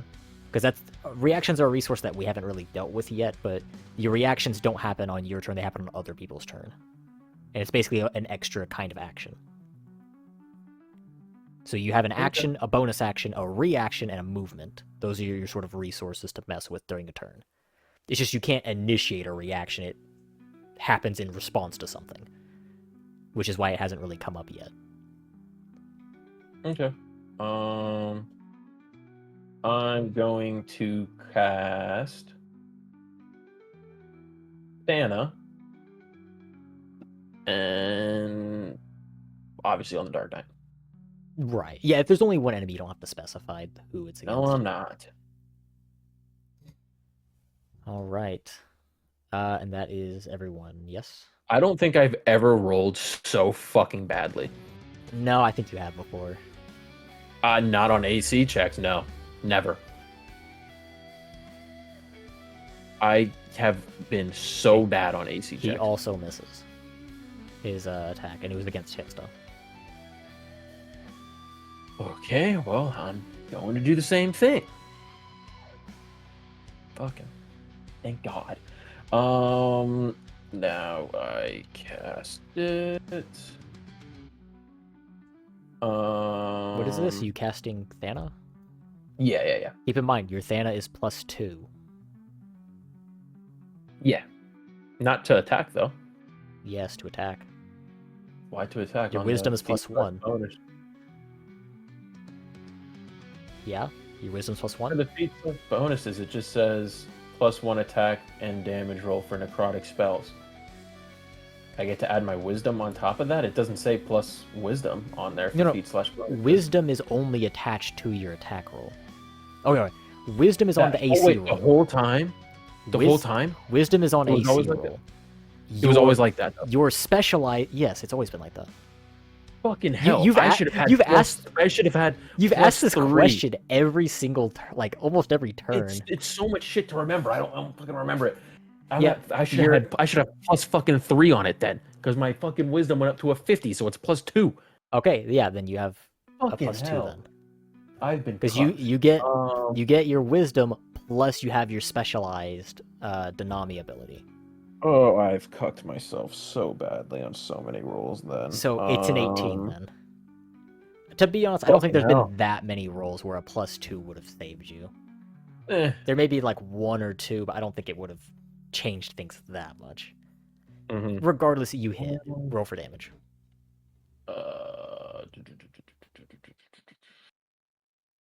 1d6 plus 1. 3.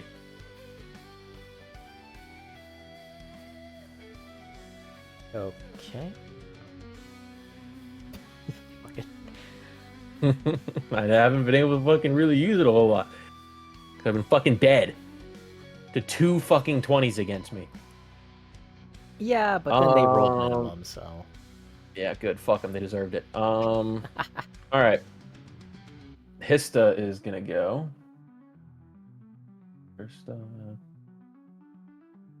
Her wisdom is just base. Okay.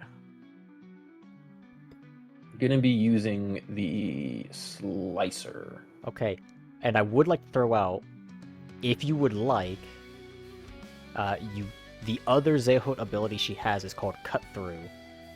So instead of adding 1d3, it'll add 2d6 for 10 NP, if that's something you would like to use. Oh, well, she missed anyway, so no. We'll go with the bonus. I should be using bonuses with my staff and sword, huh? Oh well. Yeah, your sword does have a +1 from enchantment. We'll go with obviously. Can she use the dagger for the bonus? What do you mean? For her bonus attack, is it only claws, or can she use her dagger? So the dagger is set as the primary, so it's action. Whatever's in the offhand is your. So think of it as like your action is like actually Your taking the secondary swing, weapon. but your bonus action is like going in for like with the other hand, because it's supposed to be like a nice quick action sort of move. Oh, okay. Then So she can still yeah, make no, the claw swing, and she can still apply any of that to it. So like Cut Through for the extra 2d6 can be added. Well, it's 2d6 plus dex, so because the attack already has dex, you get to add dex twice. Oh, well, I'm not using that yet, so we're good. Got 3 damage on it. Okay. So that is... Okay. Then Vilra will cast Dark. Sure. What is her wisdom? It's 48, so +1. 16. Does that hit? It does hit. It's gonna cast the Skya one. I realize I keep saying dark. I know what you mean. The dark damage spell.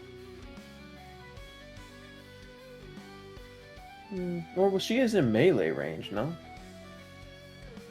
Yeah, she's in melee range.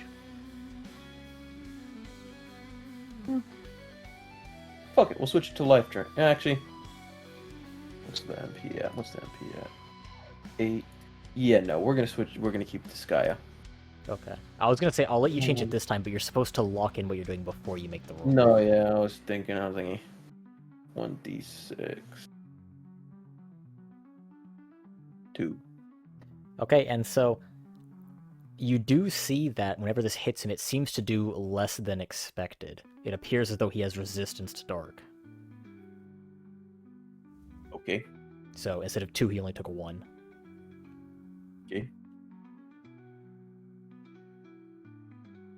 Okay, he's going to take another swing at Hista. With a 20, that is a hit. Hista takes 6 damage.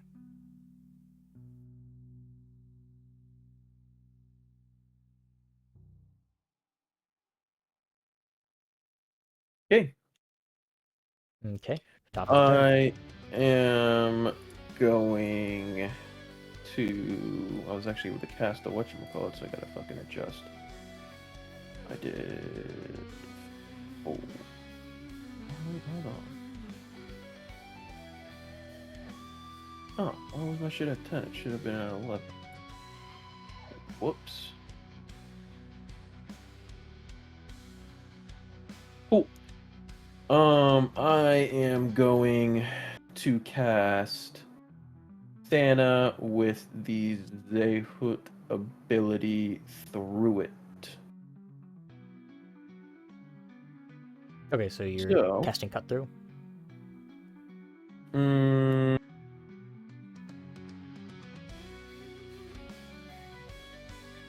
Wait, Cut Through or what do you mean Cut Through?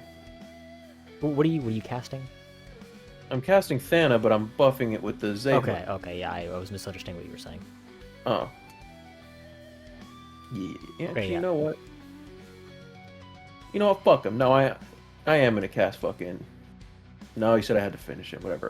We'll just go with Thana.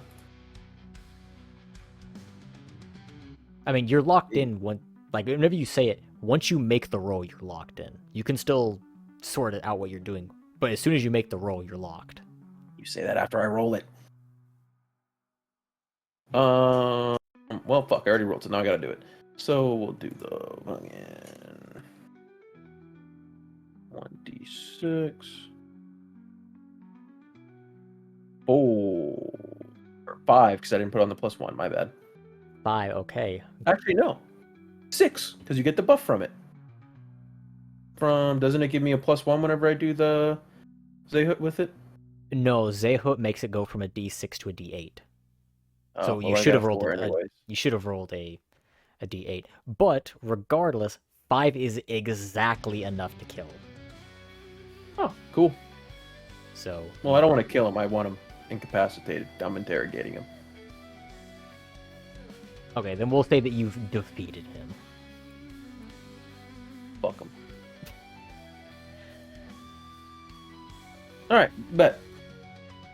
And then what I'm going to do is put my foot on his chest and then put my hands in the air to gather the crowd so that they think it's part of an act. Sure.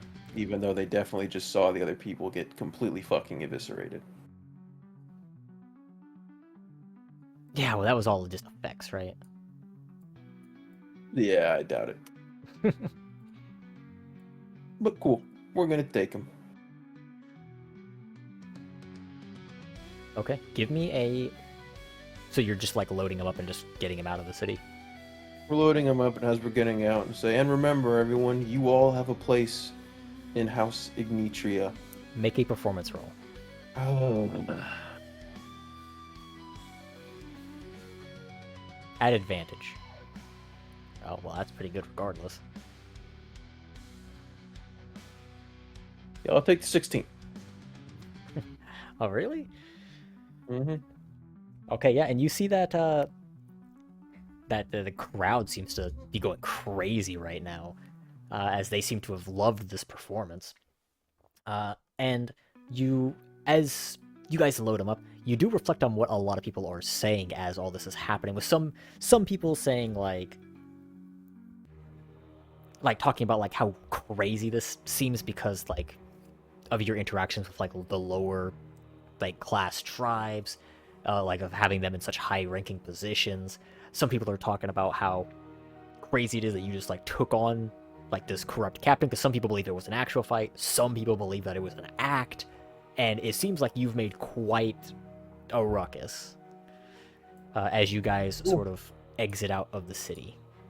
W.